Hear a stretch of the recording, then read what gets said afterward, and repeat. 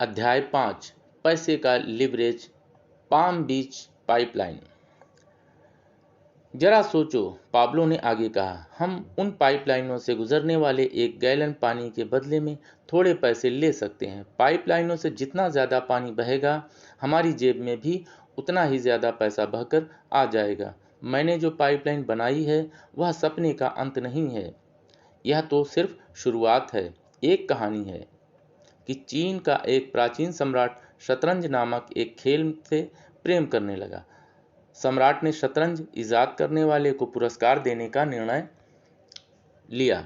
उसने आविष्कारक को शाही महल में तलब किया और अदालत के सामने घोषणा की कि आविष्कारक की एक इच्छा पूरी की जाएगी। मैं सम्मानित हूँ महामहिम, आविष्कारक ने विनम्रता से बुदबुदाया। मेरी इच्छा यह है कि आप मुझे चावल का 1 दाना दे दें। बस चावल का 1 दाना? हैरान सम्राट ने पूछा। देखिए, शतरंज की बिसात के पहले चौखाने के लिए सिर्फ 1 दाना, आविष्कारक ने कहा। फिर दूसरे चौखाने के लिए उसे दुगना करके 2 दाने कर दें, तीसरे चौखाने के लिए 4 दाने, और तब तक जब तक कि चावल का अकेला दाना शतरंज की बिसात के सभी चौखानों में 2 गुना हो जाए। बस मेरी इतनी ही इच्छा है। सम्राट बहुत खुश हुआ। मुझे इतने सस्ते में इतना अद्भुत खेल मिल रहा है। मेरे पूर्वज आज मुझे देखकर मुस्कुरा रहे होंगे। मंजूर है, सम्राट चिल्लाया। शतरंज की बिसात बिछाओ और यहाँ मौजूद हर व्यक्ति को हमारे अनुबंध का गवाह बनने दो। पूरा दरबार शतरंज की बिसात के चारों ओर इकट्ठा हो गया। रसोई का सेवक चावल का आधा किलो का थैला लेकर आया और इसे आविष्कारक को थमा दिया। आविष्कारक बैग को खोलते समय मुस्कुराया। आविष्कारक ने सेवक से कहा, मेरा सुझाव है कि आप किचन जाकर थोड़ा ज़्यादा बड़ा थैला लाएं। यह सुनकर पूरा दरबार जोर जोर से हंसने लगा। सबको लगा कि हम मजाक कर रहा था। इसके बाद आविष्कारक बोर्ड पर चावल के दाने रखने लगा और दानों की संख्या 2 गुनी करता गया। देखने वाले हंसे और एक दूसरे को टहोका लगाया। जब 8 चौखानों की पहली कतार भरी गई, 1, 2, 4, 8, 16, 32, 64, 128 दाने, लेकिन खी जल्दी ही दूसरी कतार के बीच तक ऊह आह में बदल गई, क्योंकि चावल के छोटे ढेर जल्दी ही 2 गुने होकर छोटे थैलों में बदल गए, जो 2 गुने होकर चावल के मध्यम आकार के थैले हो गए, जो 2 गुने होकर चावल के बड़े थैले बन गए। दूसरी कतार के अंत तक सम्राट समझ गया कि उससे बहुत बड़ी गलती हो गई है। आविष्कारक को देने वाले कुल दानों की संख्या 32,768 हो गई थी, जबकि अभी 48 चौखाने बचे हुए थे।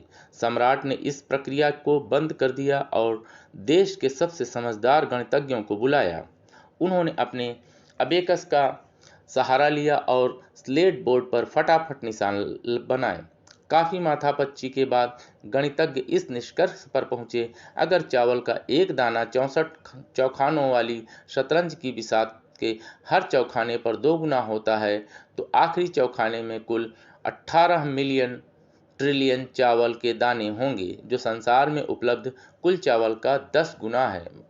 सम्राट ने यह काम रोककर आविष्कारक के सामने एक ऐसा प्रस्ताव रखा जिससे वह इनकार नहीं कर सकता था। अगर आविष्कारक सम्राट को उसके वादे से मुक्त कर देता है, तो आविष्कारक को देहात में एक जायदाद दे दी जाएगी जिसमें सैकड़ों एकड़ उपजाऊ चावल के खेत थे। आविष्कारक खुशी खुशी मान गया। हर किसी ने आविष्कारक के नाम पर जाम पिया और उसकी बुद्धिमत्ता तथा चतुराई की सराहना की। फिर वह खुशी खुशी अपनी जायदाद में ठाठ से रहने चला गया तथा कई साल तक सुखपूर्वक जिया। 2 गुना करने की अवधारणा, संसार का 8वां चमत्कार। सम्राट और आविष्कारक की कहानी हमें बताती है कि 2 गुने करने की अवधारणा में कितनी शक्ति होती है। यह अवधारणा तब से मौजूद है जब से पहले बैंक ने किसी जमा पूंजी पर पहले दौलतमंद व्यापारी को ब्याज दिया था। इसलिए यह अवधारणा समय के इम्तिहान में खरी उतरी और साबित हो चुकी है। आविष्कारक और सम्राट गणितज्ञ संभवतः पहले लोग थे जिन्होंने डुप्लीकेशन यानी 2 गुना करने की शक्ति को पहचाना, लेकिन वे निश्चित रूप से ऐसा करने वाले आखिरी लोग नहीं थे। सदियों बाद अल्बर्ट आइंस्टाइन नामक एक और मशहूर गणितज्ञ ने डुप्लीकेशन या चक्रवृद्धि की जबरदस्त शक्ति को पहचाना और इसे संसार का 8वां चमत्कार कहा। दो गुने की अवधारणा दौलत निर्माण की उत्तम आधारशिला है। मैं इसे पाम बीच पाइपलाइन मानता हूँ। यह नाम फ्लोरिडा की वैभवशाली जगह का है, जहां संसार के सैकड़ों सबसे अमीर वारिस अटलांटिक महासागर के निकट की जायदादों के स्वामी हैं। पाम बीच में अमीर लोगों को पैसे की खातिर काम नहीं करना पड़ता, वे पैसे से अपनी खातिर काम कराते हैं। कैसे? वे विरासत में मिली भारी दौलत का निवेश पाइपलाइनों में कर देते हैं, जो हर साल भारी मुनाफा देती रहती है, चाहे निवेशक काम करे या न करे। पाम बीच पाइपलाइनों को दोगुने की अवधारणा से ईंधन मिलता है। इसका मतलब है कि खुशकिस्मत वारिस विलासी जीवन शैली का आनंद ले सकते हैं और इसके बावजूद ज़्यादा अमीर बन सकते हैं। यानी केक खाओ भी और अपने पास रखो भी। 72 का नियम, अमीरों का नियम। अमीर लोग ज़्यादा अमीर कैसे बनते हैं, यह समझने के लिए 72 के नियम पर नजर डालें। यह दौलत बनाने वाली विलक्षण अवधारणा है जिसे विश्व के शीर्ष निवेश ब्रोकर अपने अमीर ग्राहकों को सिखाते हैं। 72 का नियम यह हिसाब लगाने का आसान फार्मूला है कि कोई निवेश कितने सालों में 2 गुना होगा। यह इस तरह काम करता है। 2 गुना करने की अवधारणा या 72 का नियम। अपने निवेश पर वार्षिक ब्याज दर का पता लगाएं। 72 में से ब्याज दर को विभाजित करें। परिणाम से आपको पता चल जाएगा कि आपका निवेश कितने सालों में 2 गुना हो जाएगा। मिसाल के तौर पर आइए मान लेते हैं कि एक वारिस किसी स्टॉक में $1,00,000 का निवेश करता है जो प्रतिवर्ष 10% मुनाफा देता है। यहाँ 72 के नियम का उदाहरण देखें। 72 के नियम का उदाहरण। कदम 1, $1,00,000 का मूल निवेश। कदम 2, 10% वार्षिक प्रतिफल। कदम 3, 72 में 10 का भाग बराबर 7.2 वर्ष, 7.2 वर्ष। प्रतिफल $1,00,000 7.2 वर्षों में $2,00,000 बन जाएगा। यदि वारिस मुनाफे या मूलधन को खर्च नहीं करता है तो $1,00,000 का मूल निवेश 7.2 वर्षों में 2 गुना होकर $2,00,000 हो जाएगा। 14.4 वर्षों में $4,00,000, 21.6 वर्षों में $8,00,000 और 28.8 वर्षों में 1.6 मिलियन डॉलर आदि। जैसा आप देख सकते हैं, पैसे को जितने ज़्यादा समय तक चक्रवृद्धि होने दिया जाता है, पाइपलाइन का आकार उतना ही ज़्यादा बड़ा होता जाता है। चक्रवृद्धि की शक्ति की लिवरेजिंग करके जो लोग विरासत में $1,000,000 की संपत्ति पाते हैं, वे शाही ढंग से जी सकते हैं और अपने बच्चों के लिए उससे भी ज़्यादा संपत्ति छोड़ सकते हैं। चक्रवृद्धि का जादू ही है जिसकी बदौलत Kennedy, Dupont, Firestone, Ford, Rockefeller और गेटी नामक हजारों वारिस जीवन भर विलासिता में जिएंगे, फिर भी उनकी दौलत कभी कम नहीं होगी। वास्तव में उनकी बाल्टी कभी नहीं सूखती है, क्योंकि पाइपलाइन दशकों तक लगातार काम करती रहती है। या जैसा यूरोप में वारिसों के मामले में है, 2 सदियों से ज़्यादा समय से। संतान और पैसा। सौभाग्य से पैसे की लिवरेजिंग वाली पाइपलाइनें केवल अमीर लोगों के लिए सुरक्षित नहीं हैं। सामान्य लोग भी 2 गुने की अवधारणा का लाभ ले सकते हैं, जैसा हम मार्गरेट ओ डैनियल के उदाहरण से जान सकते हैं। कम वेतन वाली स्कूल टीचर जिन्होंने शेयर बाजार में अपने पैसे की लिवरेजिंग करके कई $1,000,000 जमा कर लिए थे, तो सामान्य लोग अपने पैसों की लिवरेजिंग करके दीर्घकालीन पाइपलाइन कैसे बना सकते हैं? इस प्रश्न का जवाब देने का सबसे अच्छा तरीका आपको माइकल जे सल्स की किड्स एंड मनी नामक शक्तिशाली छोटी पुस्तक के बारे में बताना है। वास्तव में इस पुस्तक को पीपल एंड मनी शीर्षक दिया जा सकता है, क्योंकि सल्स के बताए सिद्धांत बच्चों और बुजुर्गों दोनों पर लागू होते हैं। वॉल स्ट्रीट के पूर्व ब्रोकर सल्स 4 संतानों के पिता हैं। वह सलाह देते हैं कि बच्चों को ज़्यादा जिम्मेदारी से पैसे का प्रबंधन करना सिखाने के लिए एक आसान सिस्टम पर चलना चाहिए। वे यह सुझाव देते हैं कि अभिभावक प्लास्टिक के 3 जार लें। वे पहले जार पर खर्च करें और दान दें, लेबल लगाएं। दूसरे जार पर बचाएं, लिखें और तीसरे जार पर निवेश करें, लिखें। जब माता पिता अपने बच्चों को सप्ताह के लिए उनका जेब खर्च दें तो वे पैसे को 3 जारों में बराबर बराबर बांट दें। संतान और पैसे की प्रणाली। खर्च करें और दान दें। जार तुरंत खर्च के लिए है, बबल गम, बेसबॉल कार्ड आदि। यही वह पैसा है जो दान और परोपकार के लिए इस्तेमाल किया जाता है। बचत करें। जार ज़्यादा बड़ी चीज़ों पर खर्च करने के लिए होता है, जैसे नई सीडी या वीडियो गेम। निवेश करें जार पहले 2 जारों से अलग होता है, क्योंकि यह खर्च करने के लिए नहीं होता। कभी भी सल्फ इस जार के बारे में कहते हैं सबसे अहम घटक, क्योंकि अगर हम किसी बुरे दिन के लिए कुछ नहीं बचाएंगे तो कर्ज का जोखिम हमारे सिर के ऊपर हमेशा मंडराता रहेगा।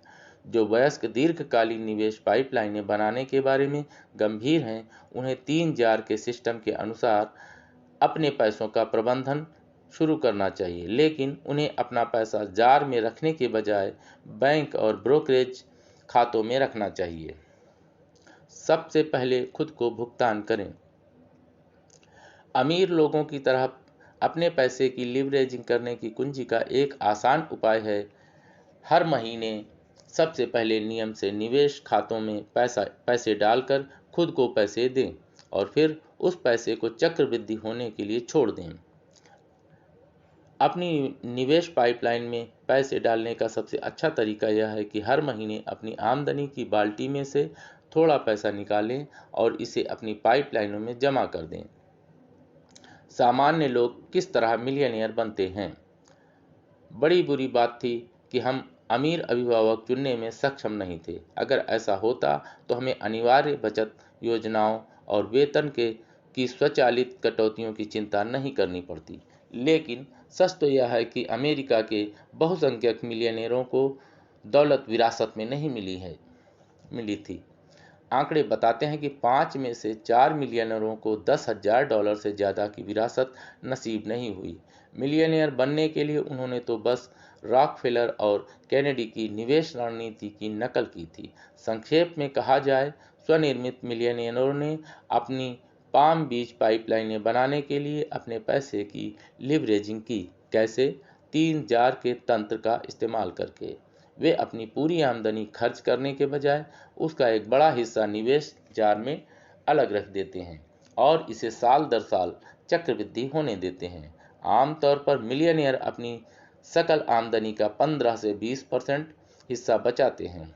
वे इसे समझदारी से संपत्ति बनाने वाली पाइपलाइनों में निवेश करते हैं, जैसे स्टॉक, बॉन्ड, व्यवसाय, किराए की जायदाद, commercial real estate, pension fund इत्यादि।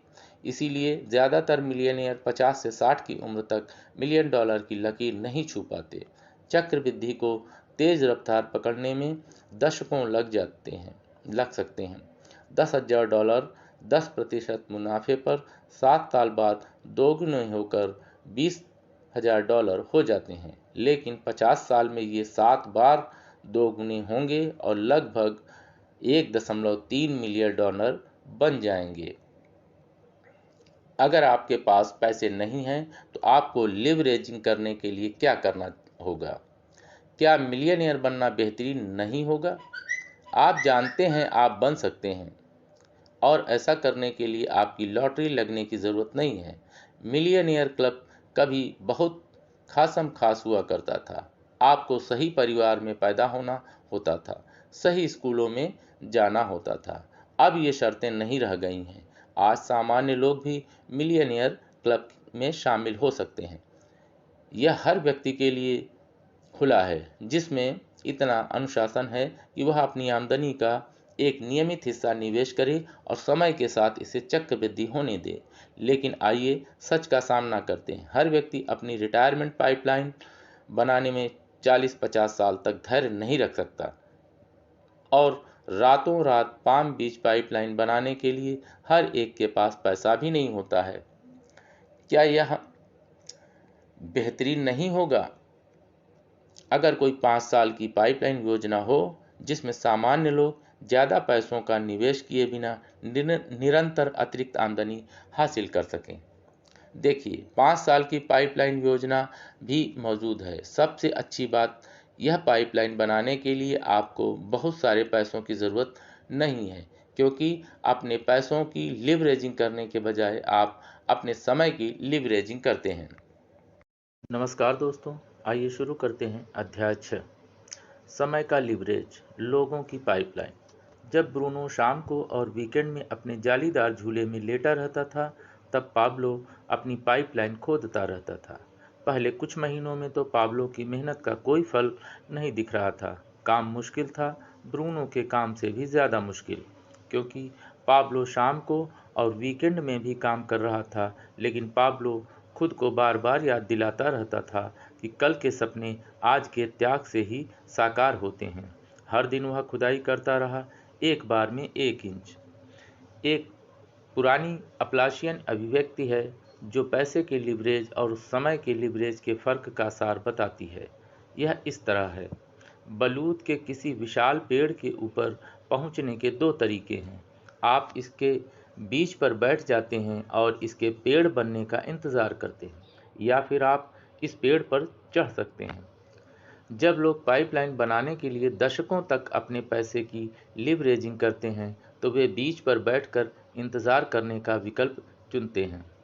मैं इसे 50 ईयर्स या 50 साल की पाइपलाइन योजना कहता हूँ। चक्रवृद्धि इसी का नाम है, धैर्यपूर्वक इंतज़ार करना, जब आपका पैसा वर्षों तक बार बार दोगुना होता रहे। इस बारे में कोई संदेह नहीं है कि 50 साल की पाइपलाइन योजना कारगर है।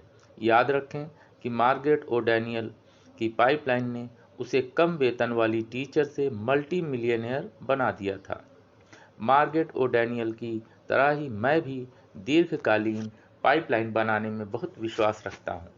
इतने वर्षों में मैंने पाम बीच पाइपलाइनें बनाने में अपनी आमदनी के एक हिस्से की लिवरेजिंग की है, जिनमें पेंशन फंड से, शेयर बाजार से, IRA से रियल एस्टेट तक हर चीज़ है।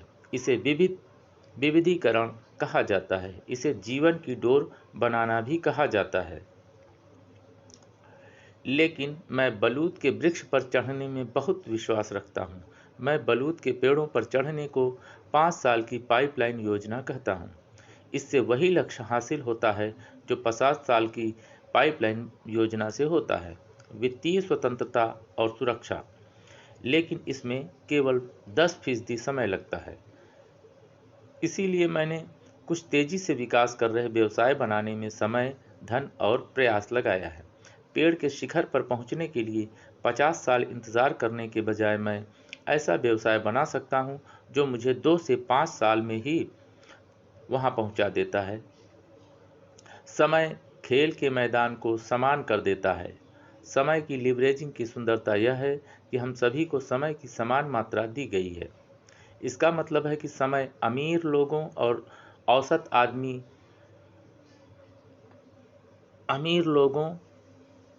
और औसत आमदनी कमाने वालों के खेल के मैदान को समान कर देता है। चाहे आप डोनाल्ड ट्रंप हों या डोनाल्ड ट्रक ड्राइवर, हर एक को हर दिन समय की समान मात्रा दी गई है। इसीलिए मैं समय की लिवरेजिंग को जनता की पाइपलाइन कहता हूँ। समय हर को एक समान मात्रा में मिलता है, चाहे वे अमीर हों, गरीब हों, पुरुष हो, स्त्री हो, अश्वेत हों या श्वेत, कॉलेज शिक्षिका हों या शिक्षक, हाई स्कूल में पढ़ाई अधूरी छोड़ने वाले युवा हों, वृद्ध हों या और भी कोई हो सकते हैं। आप यह बात पैसे के बारे में नहीं कह सकते हैं ना?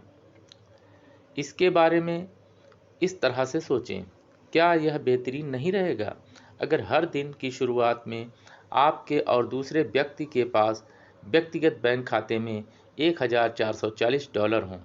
पैसा आपका और सिर्फ आपका होगा।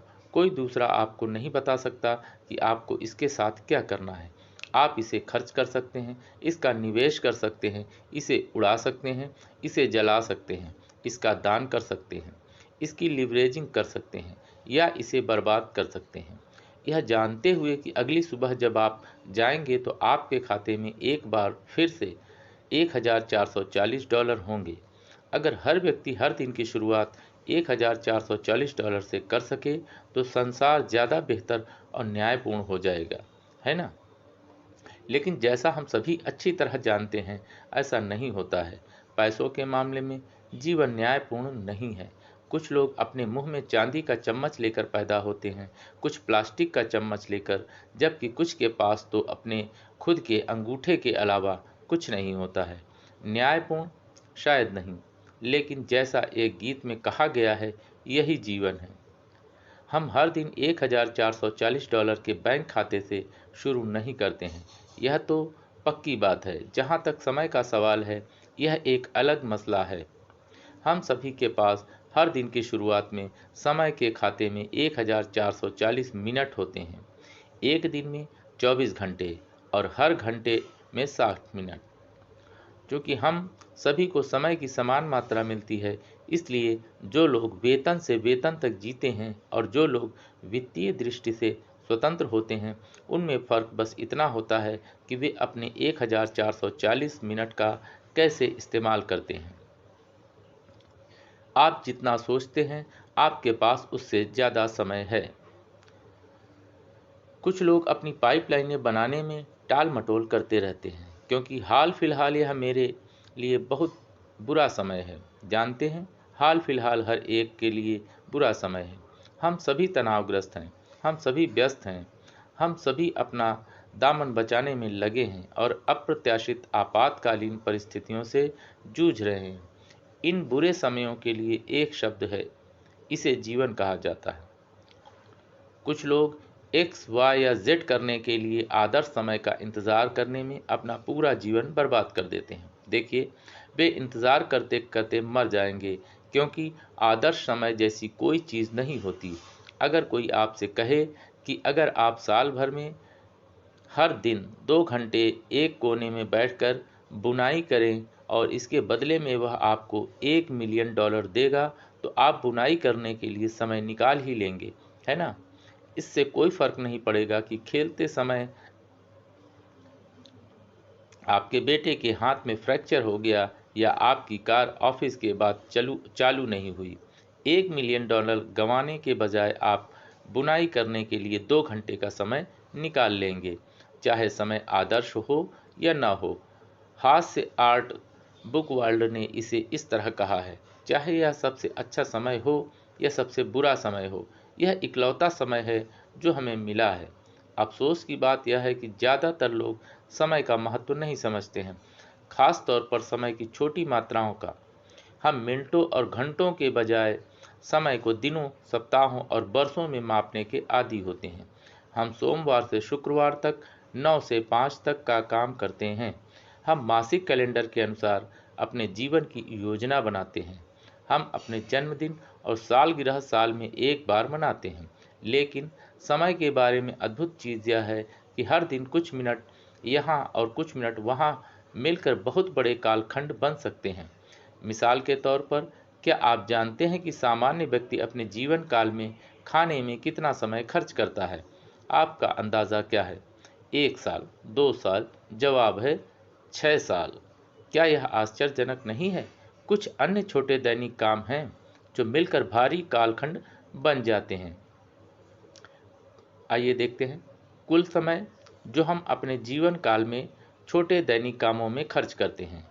6 साल खाने में, 5 साल लाइन में इंतज़ार करने में, 4 साल मकान साफ करने में, 3 साल भोजन तैयार करने में, 2 साल फ़ोन कॉल का जवाब देने की कोशिश करने में, 1 साल गुम चीज़ों को खोजने में, 8 महीने जंक मेल खोलना, 6 महीने लाल बत्ती पर रुकना।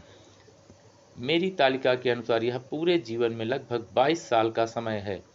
इससे यह साबित होता है कि 15 मिनट यहाँ, आधा घंटा वहाँ, 2 घंटा वहाँ मिलकर बहुत बड़े कालखंड बन सकते हैं। कुछ घंटे कुछ महीनों में बदल सकते हैं। ज़रा एक पल के लिए सोचें कि हम अपने जीवन में क्या हासिल कर सकते हैं अगर हम हर शाम को 2 घंटे और वीकेंड के दौरान कोई उद्देश्यपूर्ण चीज़ करने में समय लगाएं, जैसे पाइपलाइन बनाना। अगर आप हर कामकाजी दिन में 2 घंटे अलग रख दें। मान लेते हैं सुबह काम के पहले 1 घंटा और शाम को 1 घंटा, फिर शनिवार तथा रविवार को 3 और घंटे। तो आप अपनी एक सप्ताह की दिनचर्या में उत्पादक समय के 16 घंटे जोड़ सकते हैं।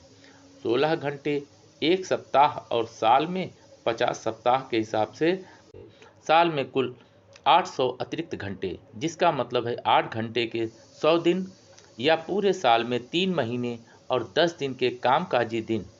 हर साल उत्पादक समय के 3 अतिरिक्त महीने पाने के लिए आपने हर दिन केवल 2 घंटे ही अलग रखे थे। आश्चर्यजनक है ना?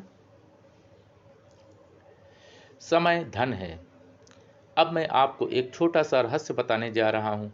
खाली समय का उत्पादकता से इस्तेमाल करना ही इस रहस्य की कुंजी है कि सफल लोगों के पास जीवन में ज़्यादा क्यों होता है, वे ज़्यादा क्यों करते हैं और उन्हें ज़्यादा क्यों हासिल होता है। क्या आप सोचते हैं कि बिल गेट्स हर शाम को 5 बजे घर लौटते हैं और 7 घंटे तक टीवी देखते हैं, जैसा कि सामान्य अमेरिकी पुरुष करता है? मुझे ऐसा नहीं लगता। वॉल स्ट्रीट जर्नल में हाल में छपा एक लेख बताता है कि उत्तर अमेरिका में शीर्ष 10% आमदनी कमाने वाले लोग सप्ताह में औसतन 52 घंटे काम करते हैं, जबकि 10% सबसे कम कमाने वाले लोग सप्ताह में केवल 45 घंटे काम करते हैं। न सिर्फ शीर्ष 10% आमदनी कमाने वाले ज़्यादा समय काम करते हैं, बल्कि वे ज़्यादा चतुराई से भी काम करते हैं। दूसरे शब्दों में, वे अपने समय की अदला बदली डॉलरों से नहीं करते हैं।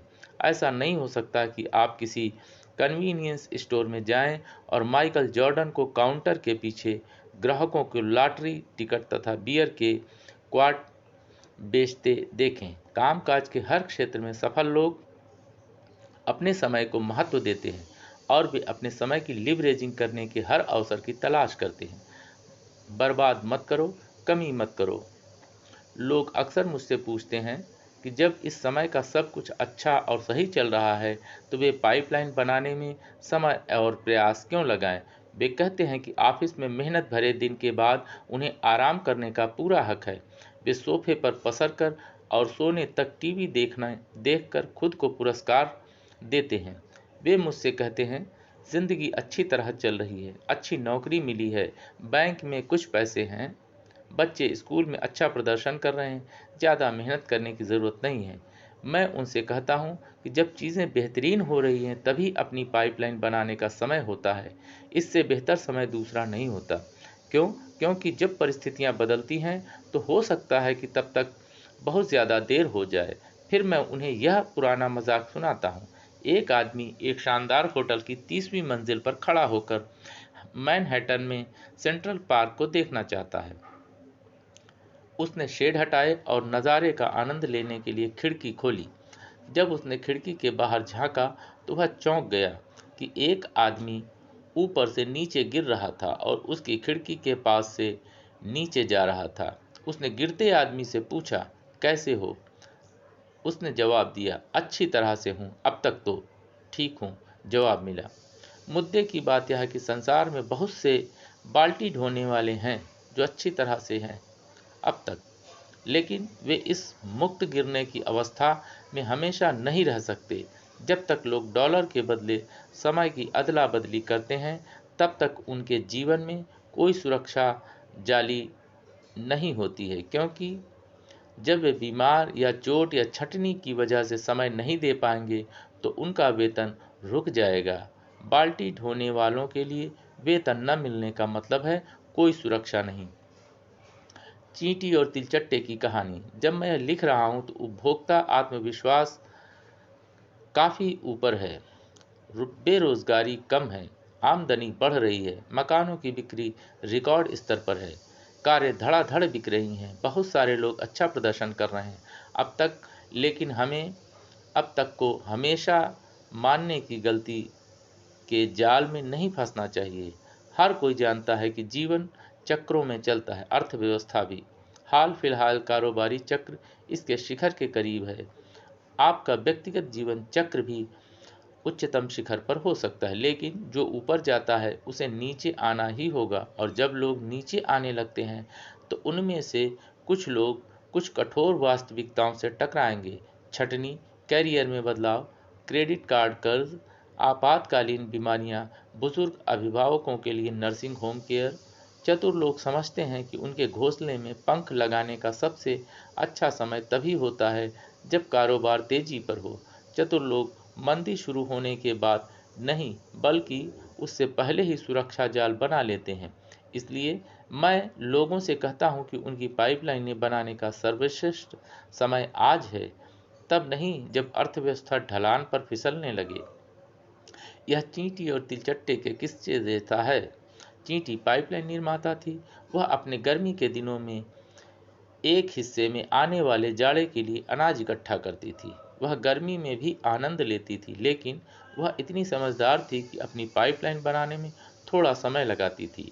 दूसरी तरफ तिलचट्टा बाल्टी ढोने वाला था। वह पैसे मिलते ही पूरा खर्च कर देता था और अपना सारा समय धूप में खेलने में बर्बाद कर देता था।